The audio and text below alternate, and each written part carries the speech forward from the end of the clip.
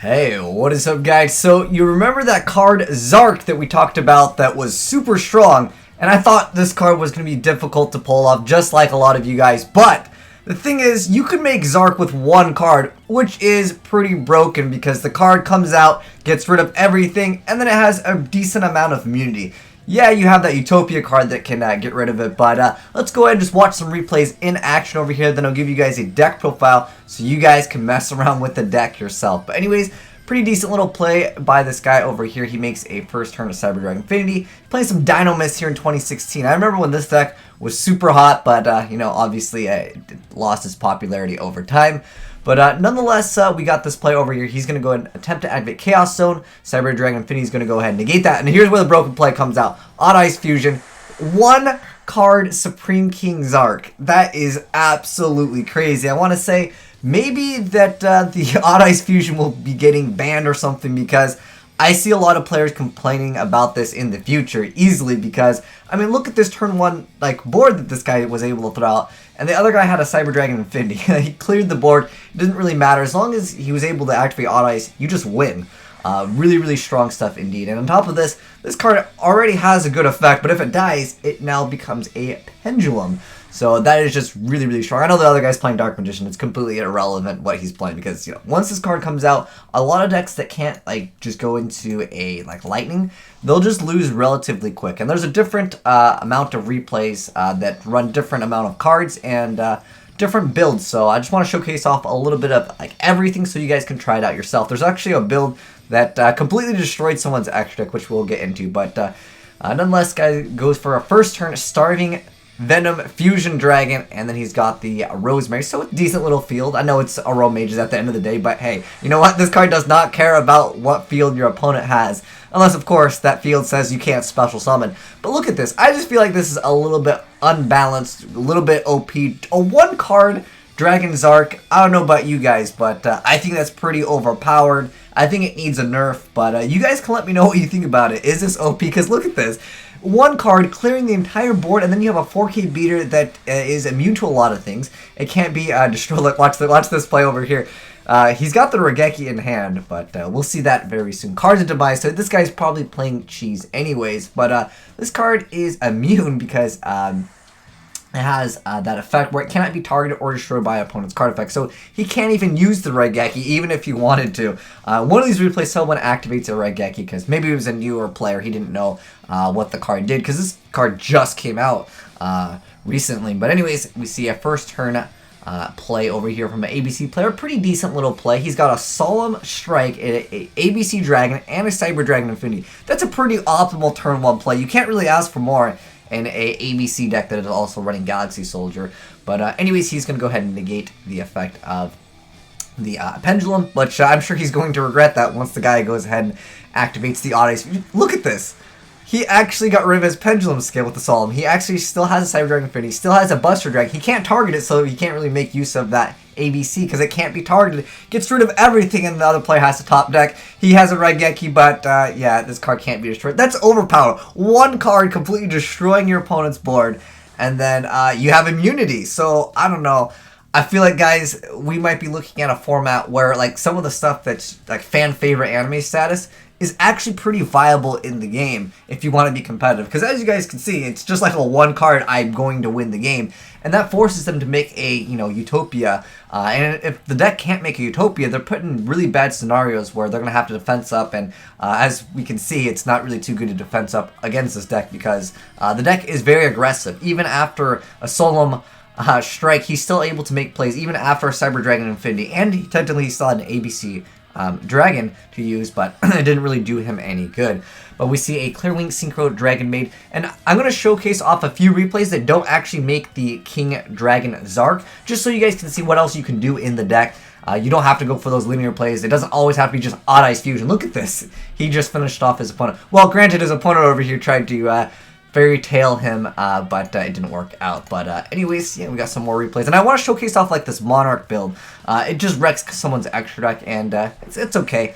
But nonetheless, I think Sky Iris is just, it's so powerful. Look at the Odd Eyes Fusion. It's just a really, really strong card. And, you know, BLS in 2016, this guy's crazy for playing this deck. I think this deck isn't that bad, but again, some of these decks that come out in the game, they just get power crept way, way too fast. But nonetheless, he's going to be making a pretty decent play over here. I thought this was pretty cool. He busts out the Envoy of the Evening Twilight, and then also busts out the Super Soldier, being able to get rid of some cards, and you'd be thinking, oh, yo, Odd Eyes Fusion.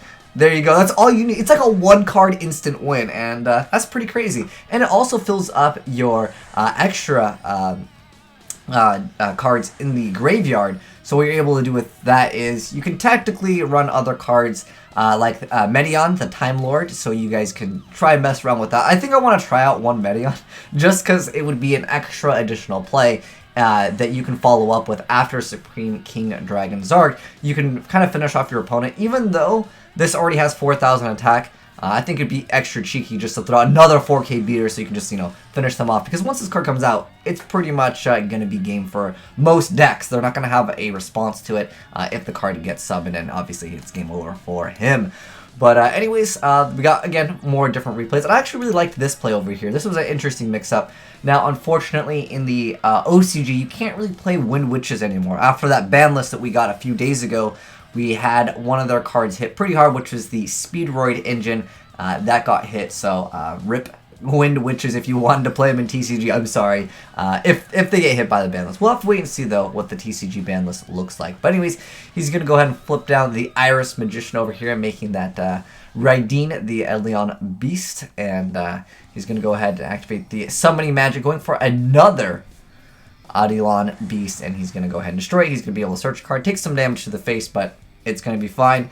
As we've seen from the replays time and time again, Odd Eyes Fusion completely balanced. Look at that one card, absolutely skill-based gameplay over here. He flipped it face down, but it's completely irrelevant.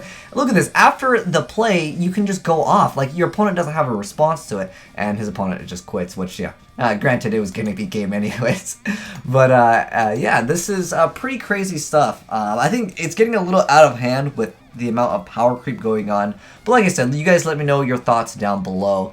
Do you guys think that this is going to be meta? Do you guys think it's overpowered? What should be nerfed? I think that if anything, it'll probably be legal for a short amount of time, and then they're going to have to maybe make that emergency ban list like we had with the whole Perform Pal engine, where we lost like a lot of stuff randomly. They're just like adjusted ban list randomly. And then they're like, when's the next ban list? We're not going to tell you. Which was pretty cheeky of Konami. But anyways, he's going to take some damage to the face over here. And he's just playing some Subterrors, which is another archetype that I think a lot of people want to try out, but I think it's just going to get out power crept. Like, we never really got the full potential of this deck. Perhaps we'll get some support later down the line in the next couple sets for this, because it is relatively new. But at the moment, I don't think anyone really wants to set cards, although this still has a pretty good effect where you can reset everything. But with the way the game is going, it's going to be too fast. You're just going to be able to destroy everything with, of course, that one Odd Eyes Fusion card. Really, really strong stuff. He's going to go ahead and summon the Astrograph Sorcerer over here, and he's going to go ahead and be able to summon with the Prediction Princess, the Behemoth, once again to flip everything down. But he's going to make the Odd Eyes Vortex. He's going to bounce that back. He's going to go ahead and activate its effect, so he's going to negate the other guy's effect to put him face down. Then he's going to flip up his Zarc, and as we can tell from this play over here, it's not going to be looking too good for him. So he's going to attack into it, rip that effect. But that's crazy. But we got 2 more replays, and then I'll give you guys like a brief little deck profile for any of you guys interested in trying out the deck yourself. I think a lot of players are playing this. I saw a lot of replays that were very similar, so I tried to pick out the ones that were a little bit different to showcase all these highlights with the of course, that new Dragon King card. But we got Necros in 2016. I think a lot of players realize that this deck isn't that great on its own. If you mix stuff with the deck, it can be okay. We see this guy playing Kaiju Necros, which is something I haven't really seen before. But nonetheless, you got to mix things in Necros now. You can't just play a Necros deck because the ban list. But again, the ban list will be coming around the corner, so if they adjust anything, maybe they can be more viable. I think they just need a few extra cards just to make them viable. It doesn't even have to be like a very, very strong deck. Just a few cards, maybe Brian Act to multiples. And then in addition to that, maybe some Shrits. Can we get like 2 Shrit? And then I think a lot of players will be excited to try out the deck once again. But you can see, again, these plays are pretty strong.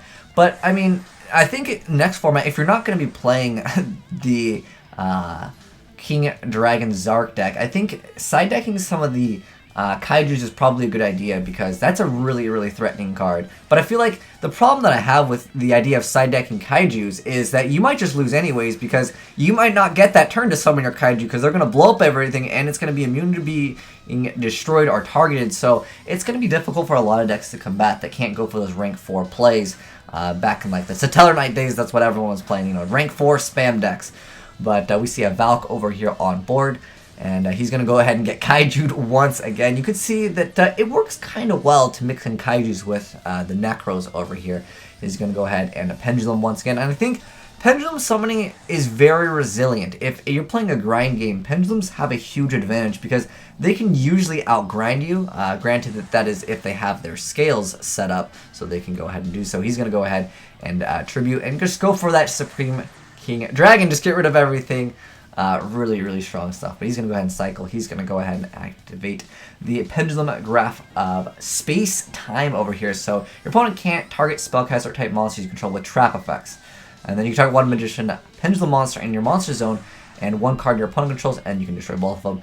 And it's not going to be too relevant right here as far as needing to really do anything because at this point he's got Senju. Senju not looking too good against a Pendulum deck that still has stuff in the extract ready to go ahead and finish his opponent off over here. But he's going to go ahead and destroy that just to go ahead and just be real cheeky, add extra cards, completely balanced. And I think that this is really where older decks just don't even have a chance against the newer stuff. Like Pendulums are definitely going to be looking good. And this is the last replay that I want to share with you guys over here, and it's going to be a build that I thought was kind of interesting. Now, granted, this player is only playing 7 cards in the extra deck because he's just playing Luna Lights. So, I mean, you don't really need an extra deck, but I highly recommend most of you guys to actually fill up your extra deck. Even though there are some cards, technically, where you can run, which are very specific to certain builds, where it's like your opponent has to have more cards in their extra deck in order to activate their effect. There's also a few Monarch cards that revolve around having no extra deck, so I can understand for some decks, like a Monarch deck, that's running some of those support cards that say you have to have no cards in the extra deck, but for the most part, yeah, Luna Lights, they're probably not going to be making really anything else. But I suggest always having some extra cards, just in case. You never know when your opponent creature swaps you, and you can get a card that you normally wouldn't be able to make. But anyways, he's going to go ahead and just go for some plays over here. He's going to make the Star Time Magician, searching out for a card. He's going to go ahead and attack over some cards from the Luna Light player. Then he's going to go ahead and activate Reincarnation Dance, adding 2 Luna Light monsters. So he's looking to perhaps go for something next turn, but he draws into a tank. He decides, you know what, I'm just going to go ahead and set and pass because I only have 1 poly. You need multiple polys, usually to make some pretty strong plays. But he destroys Zaborg and gets rid of his opponent's entire extra deck because he's only playing 7 cards.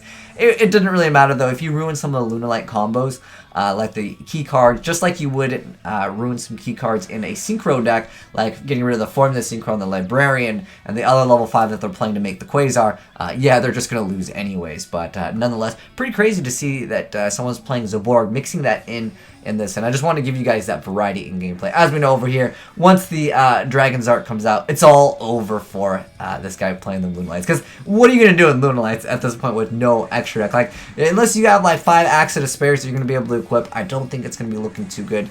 You'd have to try to make something to reset your extra deck, but at the moment he's only got 1 face-up Pendulum. We got that Form Pouch Trump Witch on board over here on the screen. But anyways, I know some of you guys want to check it out, so we're just going to go ahead and mouse over these cards real quick. So we got triple Odd Eyes for the deck profile if you guys want to mess around with it. Triple Astrograph, 1 of the Janki Magician, 3 King Gate 0, 3 King Gate Infinity, 2 Oath Dragon, 1 Chronograph, 1 Skullcrobat, 2 copies of Blackfang Magician, 2 copies of White Wing Magician, 1 copy of Wisdom Eye, 2 Iris, 2 Violet Poison, 2 Time Gazer, and 2 copies of Noble Dragon Magician, 2 copies of Odd Eyes Fusion, 1 copy of Pendulum Call, triple Pendulum Graph of Ages, 3 Sky Iris, 3 copies of Pendulum Graph of Space Time, and then for the extra deck, of course, you got to run the Zarc. We've got 2 copies of Vortex, 1 Ignister, 1 Enlightenment Paladin, double Meteor Burst Dragon, 1 Odd Eyes Rebellion Dragon, which we didn't really get to see. Pretty much the rest of the stuff you're not going to be making, other than Star Time Magician, which is also a new card, and then Castel. You guys, if you want to, you can play 1 more copy of Supreme Dragon King Zarc. But for the most part, I want to say most of the time when you make one of them, your opponent is just going to say, alright, it's all over, because you're getting rid of everything they have, and then on top of that, it's a pretty good card. But like I said, if you guys want to play 2, I don't think it'd be bad. You guys can drop whatever card that, you know, you want to go ahead and drop. Or maybe you don't have, so you guys can have access to that. But anyways, it's pretty crazy. Let me know, guys, if you guys think it's going to be good next format, or if you guys think it's going to be bad. Let me know why down below in the comment section below. But thanks for watching, guys, and I'm signing out.